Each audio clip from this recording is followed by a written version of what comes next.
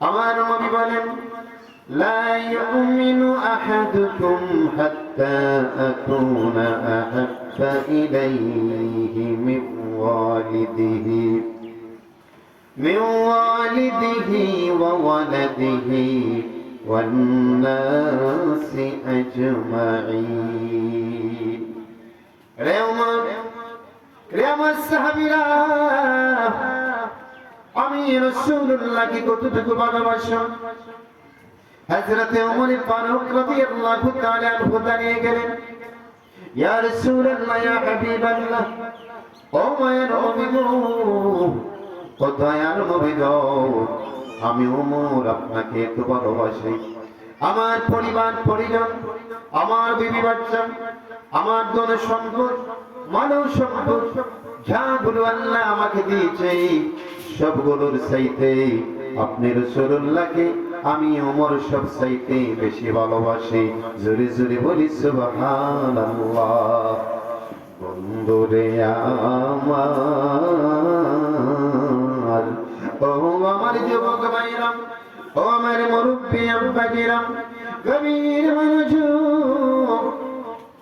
আমার নবী বলে, ওমর, তোমার সেই ভালোবাসায় আমি রাসূলুল্লাহ সন্তুষ্টি হই নাই, তোমার সেই ভালোবাসা আমি রাসূলুল্লাহর কাছে গ্রহণযোগ্য হই নাই। হযরত ওমর ছিলেন জ্ঞানী মানুষ, ইতিমধ্যে বলে ফেললেন, ইয়া রাসূলুল্লাহ, ইয়া হাবিবাল্লাহ, ও মায়ার নবী গো, ও দয়ার নবী গো, আমি ওমর শুধু আমার বিবি বাচ্চা পরিবার পরিজনের চাইতেও আপনাকে বেশি ভালোবাসি না। ইয়া রাসূলুল্লাহ নবী গো, ও মায়ের নবী গো, আমি আমার জানের চাইতেও আপনি রাসূলুল্লাহকে বেশি ভালোবাসি। জোরে জোরে বলি সুবহানাল্লাহ। বন্ধুরে আমার, ও আমার যুবক ভাইরা, ও আমার মুরব্বী আব্বাজিরা গো, আমার নবী রাহমাতুল লিল আলামিন, ওই নবীর ভালোবাসা যার অন্তরের মধ্যে আছে, ওই লোকটা দুনিয়া এবং আখিরাতের বাদশা হয়ে গেছে।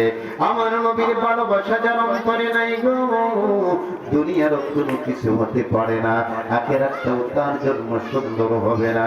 একজন সাহাবী বলে, ইয়া রাসূলুল্লাহ, ইয়া হাবিবাল্লাহ, ও মায়ের নবী গো, আপনার ভালোবাসাটা যদি, আপনাকে যদি ভালোবাসার মতো ভালোবাসতে পারি গো, আপনাকে যদি মহব্বত করার মতো করতে পারি গো, তাহলে তার উপকারটা কি হবে?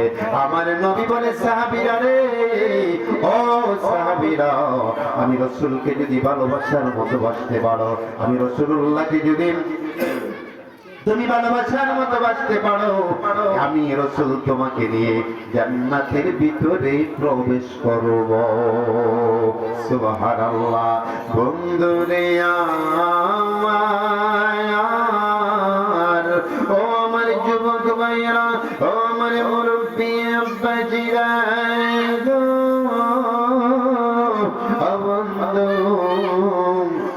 ওই সাহাবী বললেন, ইয়া রাসূলুল্লাহ, আমি আপনাকে আমার জানের চাইতেও ভালোবাসি, আমার প্রাণের চাইতেও ভালোবাসি, আমার জীবনের চাইতেও ভালোবাসি।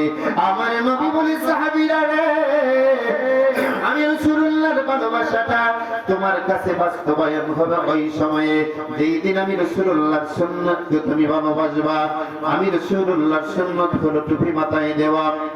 তুমি যদি সেই সুন্নাতটাকে ভালোবাসতে পারো, আমি রাসূলুল্লাহর ভালোবাসা হলো পাঞ্জাবি গায়ে দেওয়া। তুমি যদি সেই সুন্নাতটাকে ভালোবাসতে পারো, আমি রাসূলুল্লাহর সুন্নাত হলো, আমি রাসূলের সুন্নাত হলো মিসওয়াক করা। তুমি যদি সেই সুন্নাতটাকে ভালোবাসতে পারো, আমি তোমার জন্য এমন ভাবে মিসওয়াকটা তোমাদের জন্য ফরজ হয়ে যাইতো, যদি তোমাদের কষ্ট না হইতো, না হয় তোমাদের জন্য মিসওয়াক করা ওয়াজিব হয়ে যাইতো।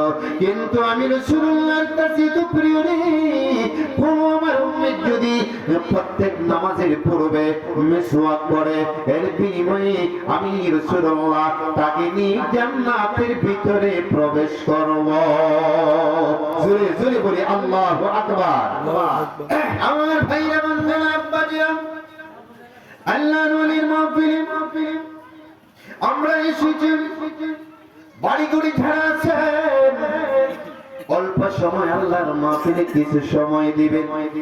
কারণ হলো হক্কানি আল্লাহর ওলিদের চেহারার দিকে তাকাইয়া যখন আপনি কোরআন সুন্নাত বয়ান শুনবেন, আলোচনা শুনবেন, আপনার দেহ থেকে, শরীর থেকে, আপনার চোখের, হাতের, পায়ের অঙ্গ প্রত্যঙ্গের হক্কানি আল্লাহর ওলির চেহারার দিকে তাকাইয়া বয়ান শোনার কারণে, তাকানোর কারণে সগীরা গুনাহগুলা জড়িয়া জড়িয়া পড়িয়া যাইব।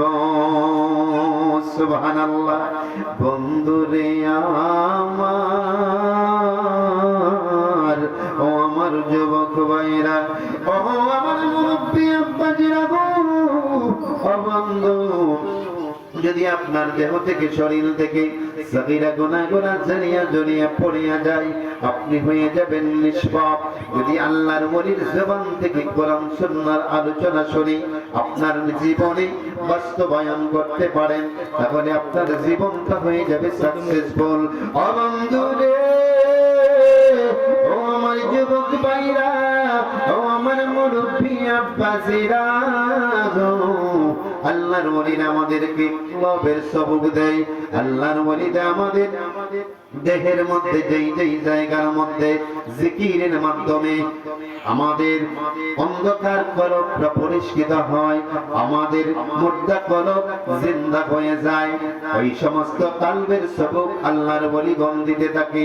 বুখারী শরীফের এক হাদিসে আমার নবী বলেন, আলা ইন্না ফিল জাসাদি মুযগাতান ইযা সালুহা সালুহাল জাসাদু কুল্লুহু ওয়া ইযা ফাসাদাত ফাসাদাল জাসাদু কুল্লুহু আলা ওয়া হিয়াল কলব। আমার নবী বলেন, উম্মতের দল, তোমার দেহের ভিতরে একটা গোশতের টুকরা আছে রে, যেটার নাম আরবিতে বলা হয় কাল, বাংলাতে বলা হয় দিল বা আত্মা। উম্মতের দলেরা রে, তোমার সেই কাল যদি পরিষ্কার হয়, তোমার ভিতর পরিষ্কার থাকবে। তোমার ভিতর যদি পরিষ্কার থাকে রে, তোমার বাহির পরিষ্কার থাকবে। তোমার বাহিরটা যদি পরিষ্কার থাকে রে, তোমার বাহির আর ভিতর দুইটা পরিষ্কার থাকবে। তোমার কলবটা থাকবে জিন্দা। ওই কাল জিন্দা কালব নিয়ে যখন তুমি আল্লাহ নামের জিকির দিবে, লা ইলাহা ইল্লাল্লাহর জিকির দিবে, তোমার কলবের মধ্যে আল্লাহর নামের জিকির জারি হইয়া যাইব।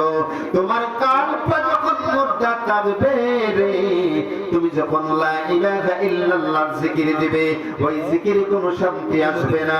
আল্লাহ আল্লাহ নামের জিকির দিবে, তোমার সেই জিকিরে কোনো মজা আসবে না। কলবটা যখন থাকবে জিন্দা, কলব যখন থাকবে পরিষ্কার, তোমার পরিষ্কার কলবে যখন আল্লাহ নামের জিকির করবা, তোমার দেহের ভিতরে জিকির জারি হইয়া যাইব, অঙ্গ প্রত্যঙ্গের মধ্যে জিকির জারি হইয়া যাইব। যার দেহের ভিতরে জিকির জারি হইয়া যাবে রে, দুনিয়া আখিরাত তার উজালা হইয়া যাইব। আমার নবী বলেন, আলা ইন্না ফিল জাসাদি মুযগাতান ইযা সালুহা সালুহাল জাসাদু কুল্লুহু ওয়া ইযা ফাসাদাত ফাসাদাল জাসাদু কুল্লুহু আলা ওয়া হিয়াল কলব। এমন উম্মতের দলেরা, তোমার ভিতরে একটা গোশতের টুকরা আছে, সেটা কারো বাতানো নিয়মে